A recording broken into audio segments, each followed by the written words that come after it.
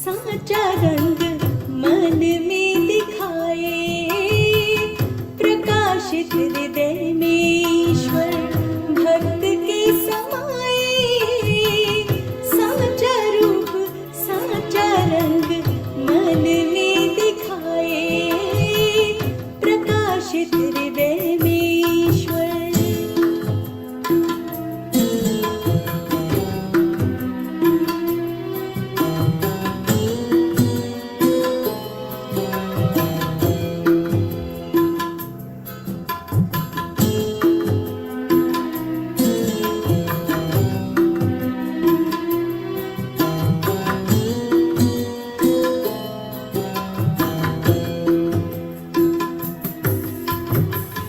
दिव्य रूप तेरी ज्योति, हर दिशा में तेरी कीर्ति।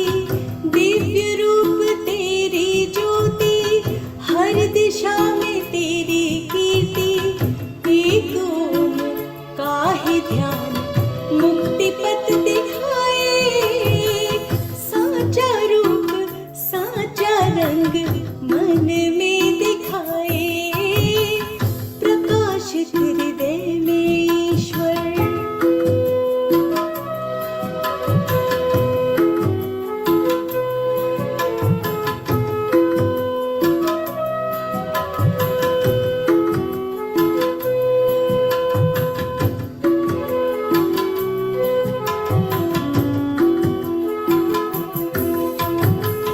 ज्ञानियों के शुद्ध मनों में, साधकों के चिंतनों में।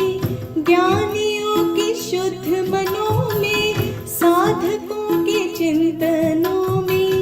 मेरी आस मेरे श्वास तुझ में ही समाए, साचा रूप साचा रंग मन में दिखाए, प्रकाशित हृदय में ईश्वर।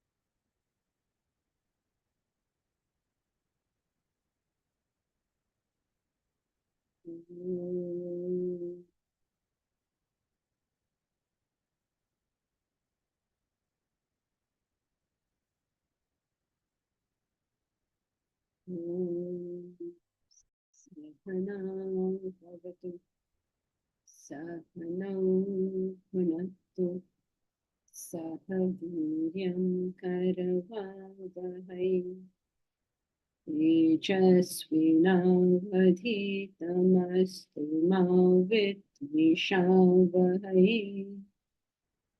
ॐ शान्ति शान्ति शान्तिः।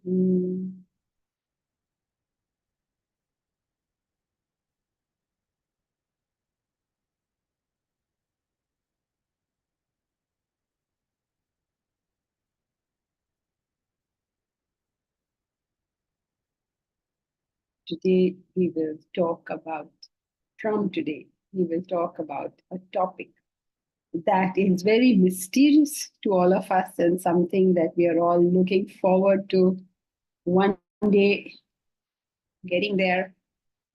And the most important part of this chapter is not what you don't what you understand, The most important part of this chapter is what misunderstandings are removed. Because there's very little in this chapter anyone is going to understand. That's a given. But at least the whole advantage of it is we don't misunderstand. Because when we misunderstand, we attribute wrong qualities to goods. And that is tragic. Who will you go to? Who will you follow? Who will you take advice from? What will you consider as a yardstick of your own development? All of these we can understand from this chapter. What you do and what you don't do. Very important to understand also that we are talking about a state. We're not talking about sadhana. This is the state. So this can be your yardstick, but it cannot be what you practice. What you practice, we have already done, right? You do the 3 yogas, you reach the stage of renunciation. In the state of renunciation, you of course continue with your 3 yogas, but you take on one more sadhana, which is meditation, right? And if you do all this process correctly, one day dawns self-realization. Deepraj, you have a question? Yeah, I mean, you said in the state of renunciation, we continue doing the 3 yogas, but the 3 yogas are no longer part of the sadhana. No, they are. They're with you till the end. Oh, Your they're still part of the meditation, sadhana. Okay. what happens in the latter part is not that the sadhana changes, not that karma bhakti jnana will change. The way you're doing it will change. So, in the initial, when you're just becoming unselfish, your concept of unselfishness is something. You say, okay, let me build an orphanage or go serve elderly people or whatever, something like that. Then, as you grow, your karma yoga changes and changes and changes. In a state of renunciation, karma yoga will become writing books, teaching, things like that. So the karma itself becomes a different thing. In the stage of meditation, your karma would be like being a think tank to the, because you have now developed something which is different from everybody else. So the karma itself changes, the jnana changes. When you're not very developed, jnana is giving lectures and all of this. That is your jnana. And then when you go into the highest levels, jnana itself changes. Now you're not taking in information, it's reflection, it is open-eyed meditation, it's all of these kind of things. So the 3 yogas are there, just the way you do them, just your capacities in them have changed. Also, the proportion might also change because now you're doing meditation. Not necessarily. May or may not. That is not a given. But the way you're doing each one will change. Like I kind of assume that the renunciation, like the renunciate does the karma bhakti yoga just as a given because he has developed his personality to that point, and that's no longer part of his sadhana course. Yes, that's correct. But then it's not yoga. He is like that to that extent. But he has to put in further effort also. So then that portion will become yoga. So the effort is doing like transforming your sadhana. Yeah, I mean, you're not the effort is not in transforming. Transforming will happen automatically. The effort is having transformed to keep doing that thing. Because it's very, very easy to jump off the path. Very easy. At any point.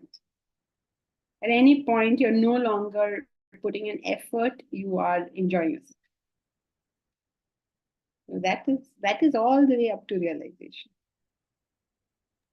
Got it. Thank you.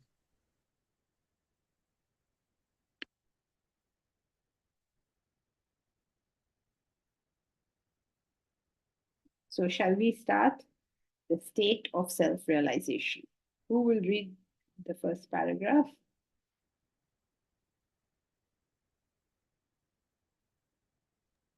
I can read. Go ahead. Self-realized person. A self-realized person is one who has discovered his Godhead, realized the Supreme Self, Atma, attained that divine state by shedding all his vasanas, thoughts, desires. He no longer identifies with his physical body, mind, and intellect. Consequently, becomes free from the persecutions of action and perception, emotion and thought, transcends the limitation of the waking, dream, and deep sleep states to merge with the limitless reality. Spiritually enlightened, he becomes omniscient, omnipresent, omnipotent. So he defines what is a self-realized person, one who has realized that he is the self, Atman. He has done this by shedding his vasanas. And as a consequence of shedding his vasanas and having attained self-realization, um, he becomes free from the persecutions of the world. And when he becomes free from the persecutions of the world, and he transcends the three states of consciousness. He reaches the fourth state of consciousness. And spiritually enlightened, he becomes omniscient, omnipresent, omnipotent. So now, very good. But now do you see none of this is comprehensible? Only thing, okay, Baba, ठीक है होगा मुझे अब पता. So what does any of this mean is not clear to us, right? What does it mean that he has shed his vasanas? How can he be without desires? What does it mean that he's beyond waking dream and deep sleep? Does he not sleep? I know self-realized people who sleep. How can you say that he doesn't sleep? Of course he sleeps. Does he not dream? Of course he dreams. Is he not here in the waking world? He is. So what do you mean he's gone beyond it? So nothing of this is comprehensible. Don't even try. For our understanding, if somebody asks you who is a self-realized person, you have to mechanically repeat. A person who has crossed his vasanas, therefore has crossed his body, mind, intellect, therefore has crossed the waking dream and deep sleep. And now that he has crossed all this, what has happened to him? Has he gone to zero? No, he's not gone to zero. He's become omniscient, omnipresent, omnipotent. What do these three words mean? Omniscient means knowing everything. Omnipresent means all pervading, being everywhere. And omnipotent means all powerful. If any of these are comprehensible, don't even try. Sure. At least you've understood. What is he express? That he has gone beyond everything. We know, and having gone beyond everything, we know, has he come to zero? No, he's not come to zero. He's become much more. That is all we can understand out of this. Nothing else is comprehensible. So don't now stop and ask questions on this because we find the Okay. Let us read further and see if any more comprehension comes to us. Who will read the next? I can read. Yeah, go ahead. A human being is constituted of the pure consciousness combined with the gross, subtle, and causal bodies. The consciousness functioning through these bodies becomes the waker, dreamer, and deep sleeper, respectively. The waking, dream, and deep sleep are the three conditioned states of consciousness. Your entire life is restricted to these states. At any time, your life, you assume only one of the three personalities. When you enter the waking state, you assume the personality of the waker. The waker experiences the waking world alone and rejects the dream and deep sleep states. So do the dreamer and deep sleeper experience their respective states and reject the other two. Each state exists only for the respective personality experiencing it. who alone attributes a reality to it, but not the other two personalities. Hence, each one has a relative reality. So in this case, he says that each human being is constituted of spirit and matter, and they go through the three states of deep sleep, dream, and waking. And in each of the individual states, they only acknowledge the presence of that state and reject the other two. And hence they live in a relative reality. Very good. So a human being is constituted of pure consciousness and gross, subtle, and causal bodies. Right? Now, what is pure consciousness? He is trying to distinguish pure consciousness from a relative consciousness. The states we are going through are called relative consciousness. Why are they relative? What is relative about it? Relative is the opposite of the word Absolute. absolute. So there's absolute and there is relative. Absolute is one end of the spectrum. Relative is everything else in the spectrum. Right? Relative means there's more or less, better or worse. Right? You can have things like that. But absolute means there's nothing better. That's it. That's the highest. Now, what is the difference between a relative state and an absolute state? An absolute state, having known, there is nothing else to know. A relative state is when you are in that state. As long as you're in that state appears everything. And every other state doesn't exist. Just doesn't exist. Just as now, if I were to remind you of something that you dreamt in the dream last night, because I know your dream, and I remind you, do you not remember in last night's dream you got the Nobel Prize? What will you do? Come on. So I say, last night you got a Nobel Prize in your dream. Don't you think you should give us a party? So come on, are you saying? Right? That's what you'll do. You'll reject it outright. But suppose you got a Nobel Prize in this world, in the waking world, and I say you got a Nobel Prize, don't you think you should give us a party? You'll say, Zarur, Zarur, kabhi bhi aa jaiye. That's what you'll say, right?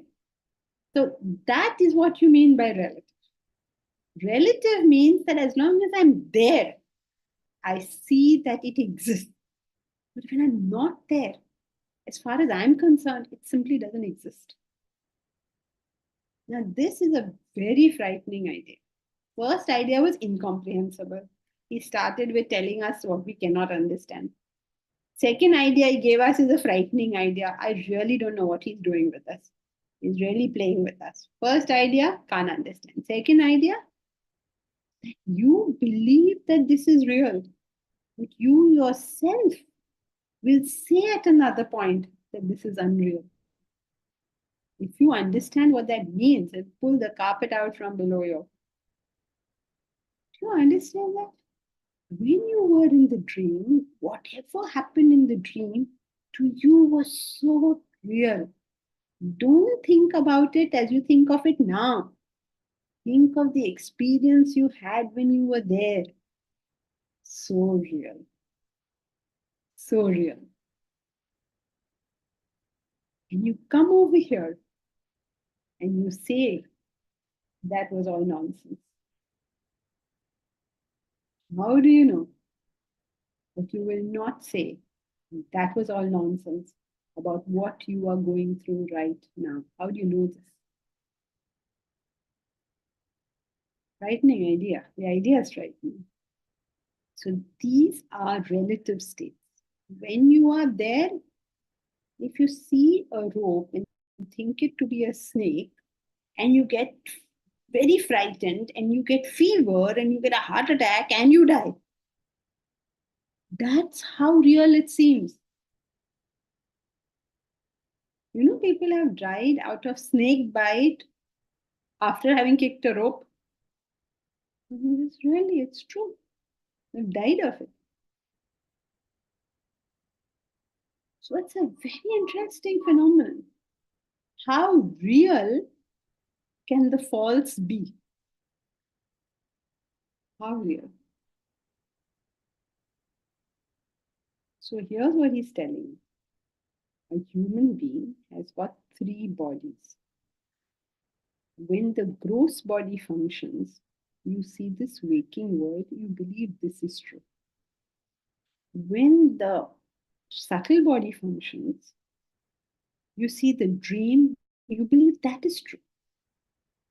And when the causal body alone exists, you are in deep sleep and you believe that's all there is. When you go to the 4th state of consciousness, you will find out what is really there. It's almost like saying, at one stage you thought this rope was a twig. At another stage you thought that this rope was a crack in the ground. In the 3rd stage, you thought that this rope was a snake. When you saw the twig, you did not see the snake. When you saw the snake, you did not see the crack in the ground.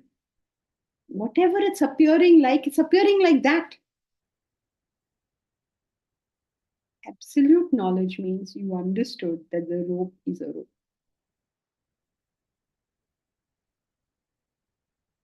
So it is an incredibly frightening idea to think that whatever we are experiencing is just a relative reality. I feel it, I see it, I think it completely.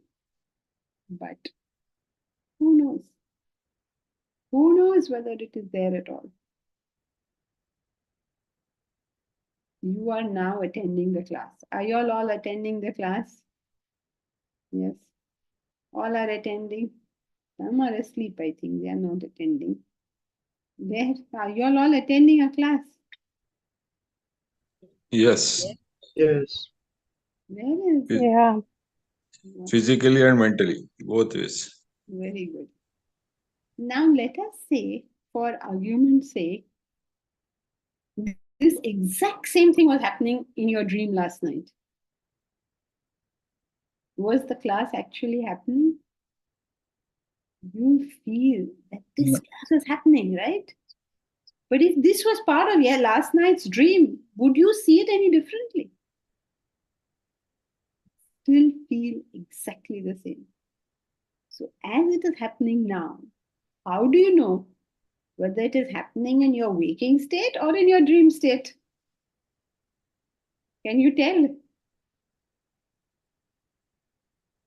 The experience is no different, right? It's exactly the same. So he's saying all of this has a relative reality. Why does it have a relative reality? Because it feels very real when you're there and you reject it when you're not there.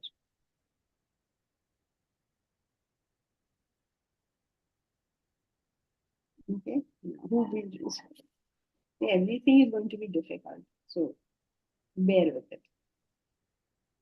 But this much is clear, right? That there are 3 bodies and 3 states of consciousness. And what is the connection between the 3 states and the 3 bodies? All are I. Okay, what is the connection between them? Yeah, all are I. Okay, you can say that's the rope that strings them together. But what is the connection between saying, I mean, you can say you have 3 bodies or you can have 3 states. What is the connection between saying these 2 things? Is there any connection between the bodies and the states? Yeah. Are you asking about the gross body and the waking state, the subtle body and the dreaming state and the causal body and the deep sleep state? Yes. But who's speaking? I can't see who's speaking. Sorry, it's very early in the morning here. I'll turn my camera on for a minute. It's me. It's Neelam. I'm new to your class. Oh, okay. But you're Forgive not new to Vedanta, obviously. Sorry? But you're not new to Vedanta, obviously. No, I've been trying to learn about it for the last 2-3 years. Okay, good. Who have you been studying with? I've been reading the Bhagavad Gita by Chinmayananda ji, and I've just been hearing a lot of lectures and self-teaching, really. Okay, nice. Welcome to the class, Neelam. Yes, you're Thank right. Gross body is the waking state. When you are associating with your gross body, you are in the waking state. When you are associating with your subtle body, you are in the dream state. And when you are associating with the causal body, you are in the deep sleep state. Can you give me another word for causal body? Ignorance. Deep sleep. Deep sleep you cannot say now because we did it just now, right? So yes, Prashant, correct. Vasana. What else? Yes, go ahead. Go ahead. Consciousness. Deep sleep. Oh. Another word for causal body is Ignorance. not just ignorance. Say it completely. Ignorance of Turiya, the self. sorry. Where does Turiya fit into it? That's the fourth state, as far as I understand. So not That's the correct. cause. That's correct. Turiya is the fourth state. So give me synonyms for the causal body. Yeah, deep sleep, which we just covered. Vasanas, we've covered. Ignorance of the self, we've covered. What else? Unmanifest thought. Unmanifest thought. What else? You can say unmanifest thought, unmanifest desire, unmanifest action. You can do all of them. What else? Anandmaya kosha or bliss sheet. All of these are synonyms for causal body. What are the synonyms for subtle body?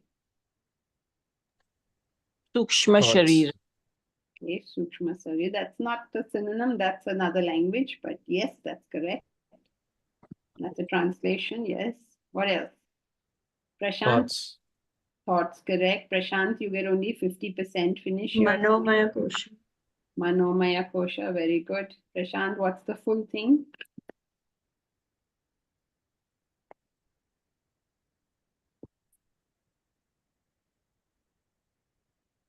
Mind and intellect.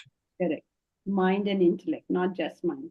Correct. So these are all your synonyms for the subtle body.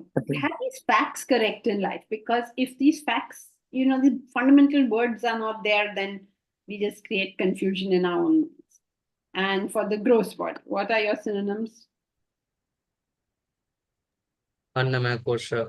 Annamaya kosha. What else? World. Huh? For the body, world? Sorry. Food sheath.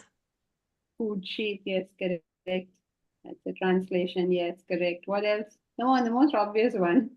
Physical body, chalo yaar. Physical body, the one we always use, right? Physical body. Sorry, you said something? Pranamaya kosha? No, pranamaya kosha is between the gross body and the subtle body. So only part of the pranamaya kosha. Part of the pranamaya kosha is in the body, and part of the pranamaya kosha is in the mind and intellect.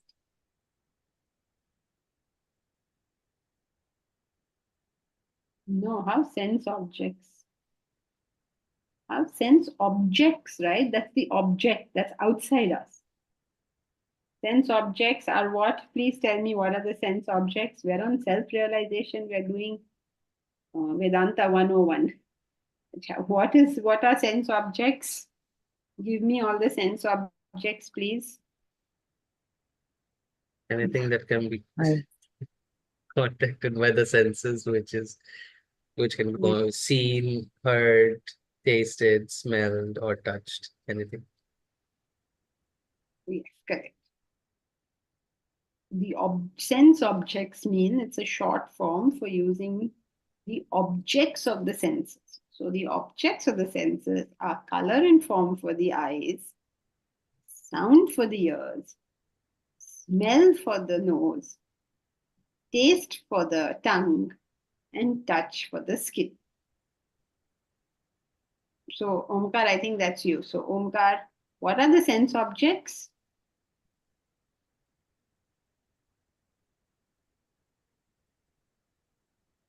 What happened again? One. Yeah, this is always very confusing for me. Uh, the object that gives you, for example, fragrance, is the sense object of smell. Is that correct? Yeah. Shall I try to draw it on the whiteboard? I always try these stunts and I don't always succeed. So let me try one more time. New whiteboard. Let me see. Can you all see a whiteboard? Yes. Yes. it's coming. Yes. Okay, good. So now let's see. Where is this? This is the... Oops, what happened here? Pen. Okay, that's good. Here's a pen. Oh no, nothing is happening. Over here. This is the mind. Okay, as it is, you all know my drawing skills. So please bear with whatever you see over here. This is your mind. Please, there's no mind in this shape. I'm only trying to. Here.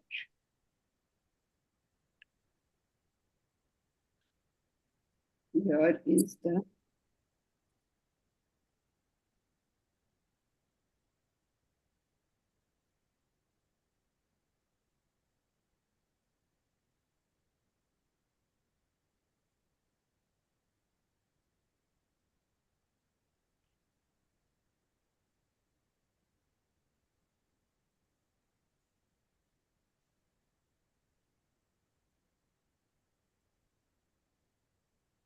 where are all these other lines coming from? Can you read that color and form? I is the sense.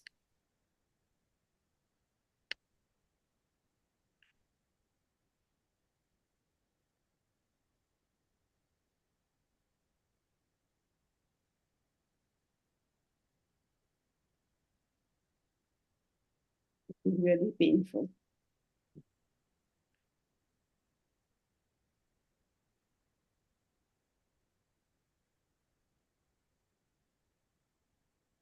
Okay, so your eye is the sense organ and your color and form is the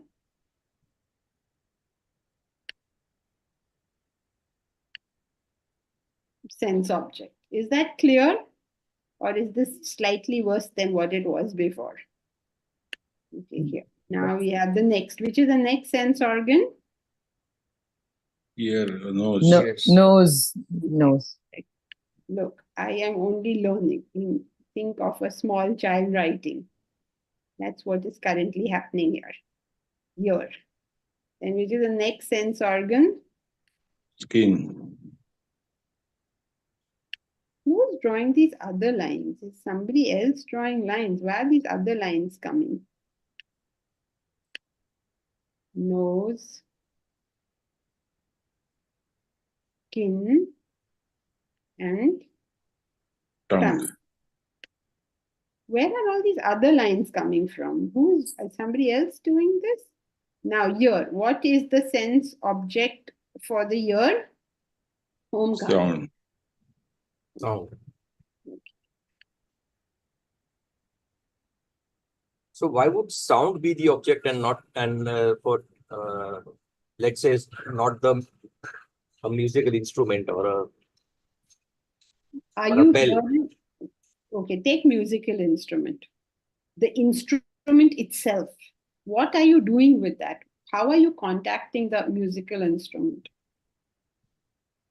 With the ear? Yes. I mean, the sound of the musical instrument Wait, just stop. What did you just say? Correct. Sound of the musical instrument. When you're the sight of the musical instrument is color and form. Yeah, but the object is still the instrument, right? No. Object of what?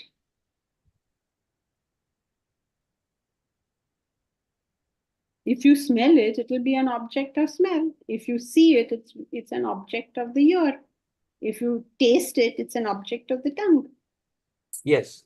So I'm saying that is the object and color, but why are we saying color and form is the object? Because Oh. a single object can be contacted by multiple sense organs, right? Right. Yes.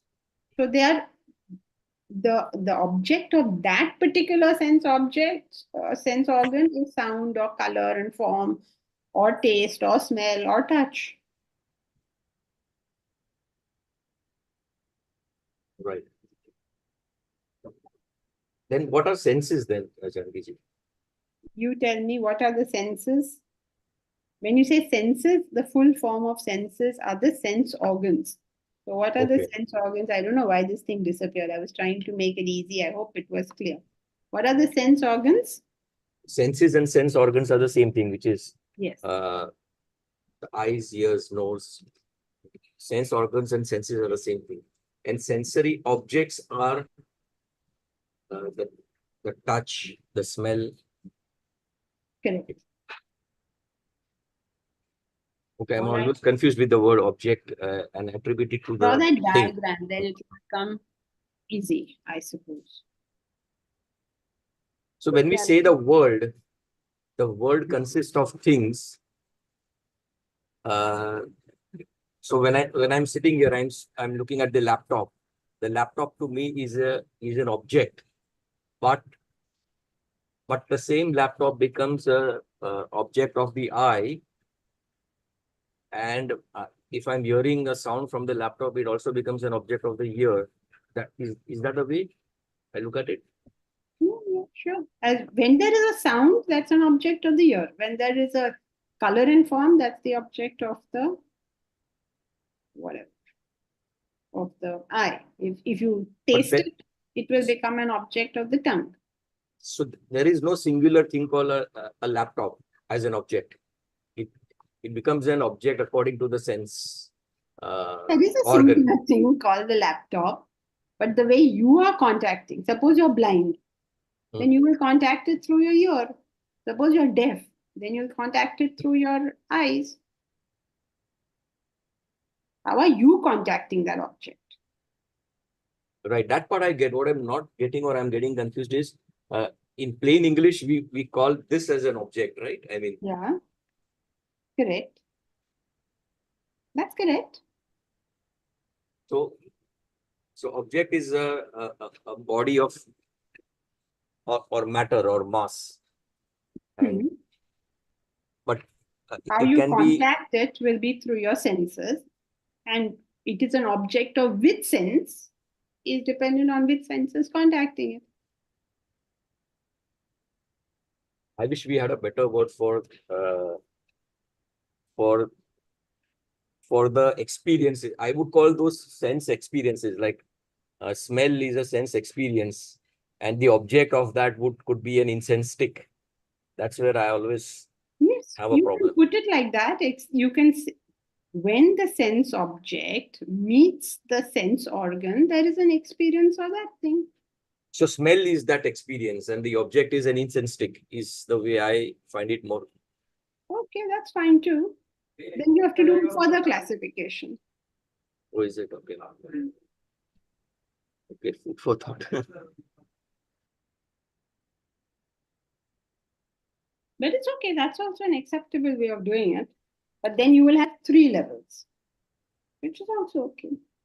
Even here we have 3 levels, don't we? We have sense. Sense organ and sense object. That's it. Okay. But you can have sense organ, object, experience. I mean, that'll just be a different diagram. Got it. Thank you. Right. So coming back to this. there are three bodies which equate to the three states of consciousness based on which one is active. Now, when you say that it's the gross body that makes the waking state, gross body, wherever there is a gross body, it includes subtle and causal, right? When you say the subtle body makes the dream state, wherever there is a subtle body, it includes causal. We cannot exist without it. Therefore, we call it subtle. And then causal body means only causal body because it doesn't require other things for its presence. Right? So in the waking state, all three bodies. In the dream state, two bodies. In the deep sleep state, one body. But whatever it is, wherever you are, whether you are, all your bodies are manifesting, or only one, or only two, the thing we have to understand is whatever experience they are giving us is conditioned consciousness. Conditioned consciousness means it is the opposite of pure consciousness. Pure consciousness means there's only consciousness. Conditioned consciousness means it's not what it appears to be. There is an adulteration taking place here. Yes, dal mein kuch kala hai, correct. There is an adulteration happening. So if I say that a man is drunk, then I can say that he's in a conditioned state. Why is he in a conditioned state? Because he's not in his original state as the waker, right? He's drunk. वो कुछ भी बोल सकता है, कुछ भी कर सकता है. Anything is possible, right? He's in a conditioned state. He cannot be who he is. If he's managing director of Procter and Gamble and he's drunk, now when he behaves, how will he behave? Will he behave like that managing director? Now he's behaving in an entirely different way. That's called being in a conditioned state. So when you're in a conditioned state, means you're not in your original state, not in your pure state. Since it's not the original state, it is going to be a -1. What is it called? Since it's not the original, therefore it has to be Conditioned. Condition. no, not conditioned. That conditioned state has to be, since it's not the original, it will have to be Relative. okay, you can say that. It has to be temporary, right? You're drunk. You're conditioned. Now what will happen? A time will come where that drunk thing will go away, right? That's not going to last. So what is the difference between a conditioned state and a pure state or absolute state? The conditioned one does not last. So suppose you are seeing things through pink glasses. Oh, Neeta Toprani, are you saying something? You're muted. Yes, I was saying unrealistic. Sorry? I was saying that when it is not in the conditioned state, it is unrealistic. Yes. You What were you mean by asking that? dash. Correct. What you mean by that is it's temporary. Yes. As of now, it is there, but it was not there before and it will not be after. Right? That's what it means to be relative. I hope all this is clear. Sometimes I wonder, does the explanation make it more complicated than it originally was? So is this all clear? What is a relative state? A temporary state. What is a pure unconditioned state? A permanent state. Why do we say a relative state is temporary? Obviously, it's not itself. So before it wasn't like this, and after it's not going to be like this. The snake is a conditioned state. The rope is its original state. So rope it always is. Whether you're seeing a snake or you're not seeing a snake, rope it always is. But the snake comes and goes. So all relative states are temporary. The problem is that when you're in that temporary state, you believe it to be True. Permanent. Real. real it to be permanent. I mean, it's amazing. If you're a 15-year-old child, okay, and you have a wonderful complexion, and you get a pimple, Now, this pimple which you have got when you're 15 years old, what amount of emotion and chaos you're able to create over that is, I mean, what is that true or is it false? At that time, it meant so much. Now you're 45 years old, you get a pimple. Will you even notice this thing? But when you're 45 years old, you get your first white hair. Oh my God, what a chaos there is over white. Now you're 85 years old. Does it matter whether your hair is white or black? See, in that time, that is very important. During COVID, that what was that? That sanitizers were so important. In America, during COVID, you know what the people were hoarding? Are you all aware? Toilet paper. Toilet rolls. They were hoarding it. Suddenly, the most important thing in their life became toilet paper. Right? What happened here? This is known as relative states. While they are there, very important, very important. A little while later, it means nothing. That is why a great thinker said, read not times, read eternities. That's what we are doing. We are reading eternities.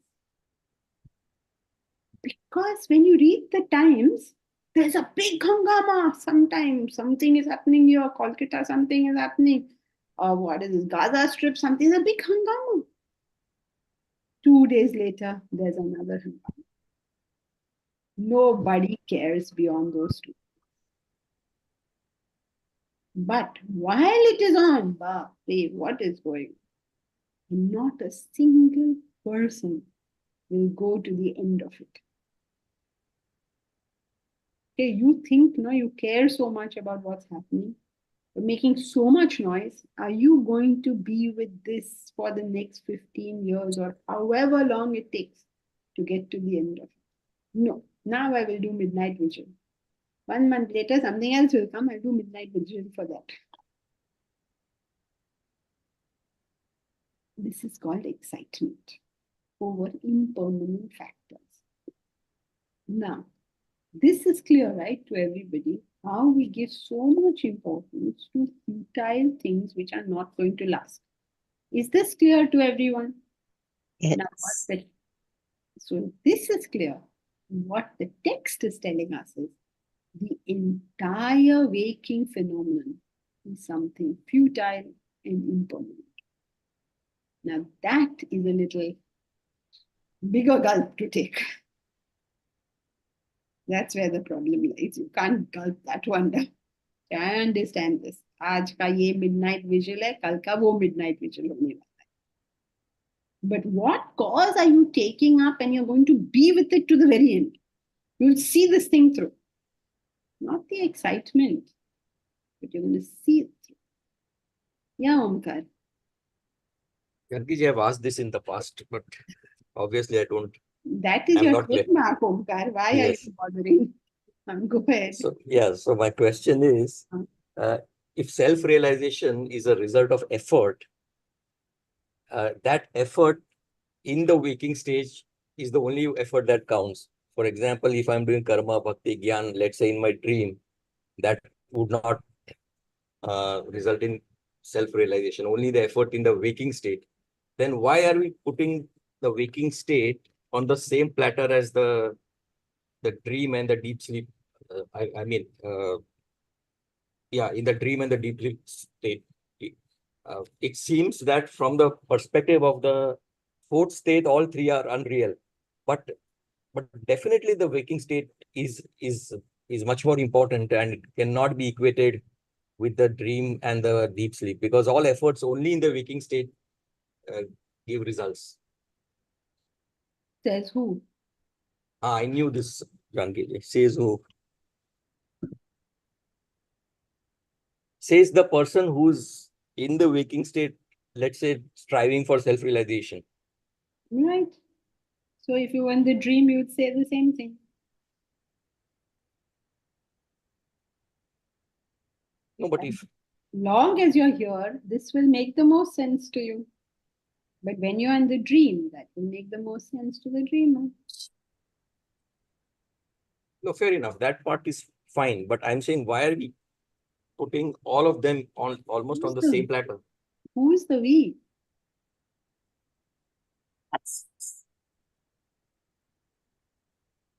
It is So- the same platter.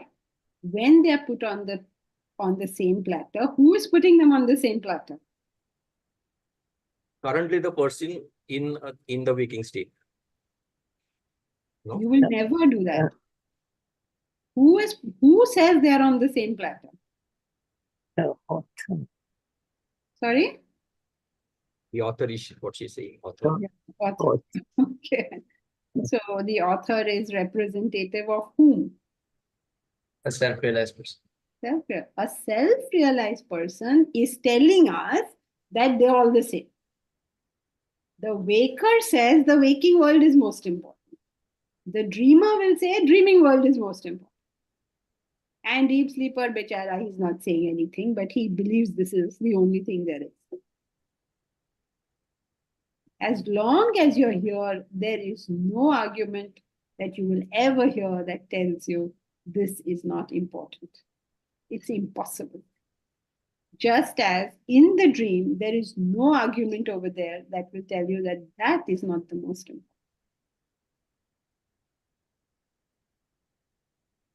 So Janviji, when we create vasanas, we create them only in the waking state, don't we? In the dream, I might kill somebody or I might save 1,000. That has no bearing on vasanas. Right. So again, the same question. How is it this? How is the waking state almost the same as the dream state? Omkar, no matter how many times you ask and no matter how many answers you get, you will never agree. It is not possible. So you have to always say the self-realized soul says that the three are on the same plane. Okay. The waker says that the waking state is most important because that is what we think. Now, if we were a dreamer, if this conversation was happening in the dream, you will say, what waking world? What are you talking? Whose effort? And if this conversation was happening in deep sleep, the deep sleeper will simply ignore you because you obviously don't know what you're talking about. But I think these self-realized people are just muddying the waters. Why can't they make it simple? I mean, there is an important state, which is the waking state, where all your efforts will give you results and all your actions will create vasanas. The other two states are states which have no bearing on your journey, and they Why just happen not? to be. They Why? just happen to be. Can't you argue that the dream state is better than the waking state? Because in the dream state, all you can do is get rid of vasanas, and in the waking state, all you can do is create them. Yeah, but the dream state is actually a temporary state, because like we discussed, I could be somebody today in my dream and somebody other in the next dream. But whatever I do in my waking state is what takes me ahead. Yeah. Says who? So what did these self-realized people achieve by? Yes, I go step by step. Take each reason and we'll go through the end. You are saying that what this state is real because it's lasting. I got my graduation certificate in 1943. I still have my graduation certificate. Everything that I am doing in this dream is permanent. In this world is permanent. Everything that I did in the dream world is not permanent. And by the way, Janki-ji, one more thing. Our entire emphasis on developing the intellect only works in the waking state. No, wait, okay, go step by step. No, whole world you cannot solve in one conversation. Just solve one problem today. At least we'll be one problem ahead. Go one step by step. Okay, you are claiming, what was your previous claim? That there's continuity here and there's no continuity there. That's your Yes. claim. That's yes. Why do you have this claim? Because you say, I did my graduation. Okay, in 1943, I did my graduation. Sorry, Omkar, I know you were not even born in 1943, but whatever area you did your graduation, and then you still have your graduate certificate, and you can still be called a graduate. It's permanent. That was not permanent. In my dream, I did PhD, but that is gone. But my graduation certificate is with me. This is your argument, right? Yes. Right. Now you are saying this only from a waker's perspective. In the dream, whatever certificate you got, did you not think that that was permanent? Your PhD in the dream was as permanent to you as your graduation certificate in the waking state is to you. In the dream, if I say, no, what nonsense, you've not got a PhD at all, you will say, I did my PhD 25 years ago. I'll show you the certificate. And you will take out 25 years ago. And you'll say, see, I have a black and white photograph, which we used to take in those days. You will in the dream, you will experience the same continuity as you're experiencing here. Yeah, but when I wake up the next week, next Yes. morning, Go step by step. You're gone to sleep in the dream. Suppose today is your birthday. You have a party. You go to sleep. You wake up the next day. This is all happening in the dream. There's some part of yesterday's celebration. Cake is still in the fridge. In the morning, in your dream, can you not eat that cake? You're experiencing the same continuity there.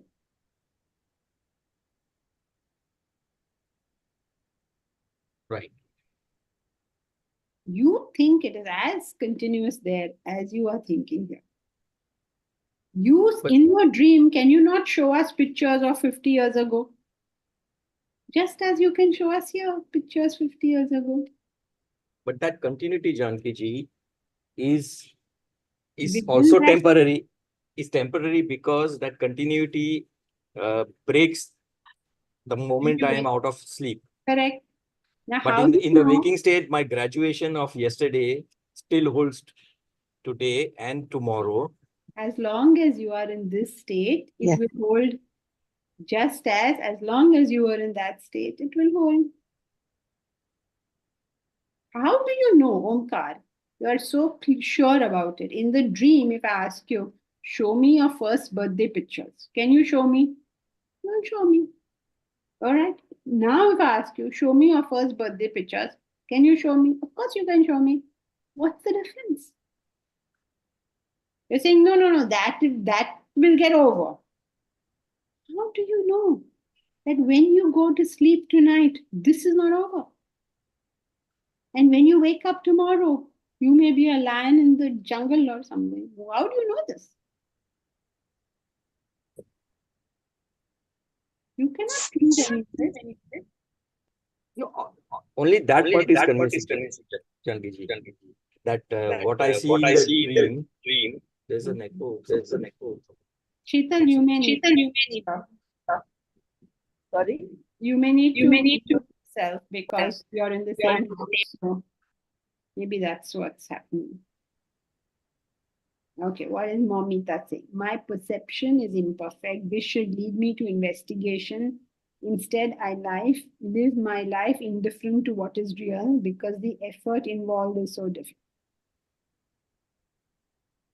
The effort involved is difficult only because you don't believe that this is not real.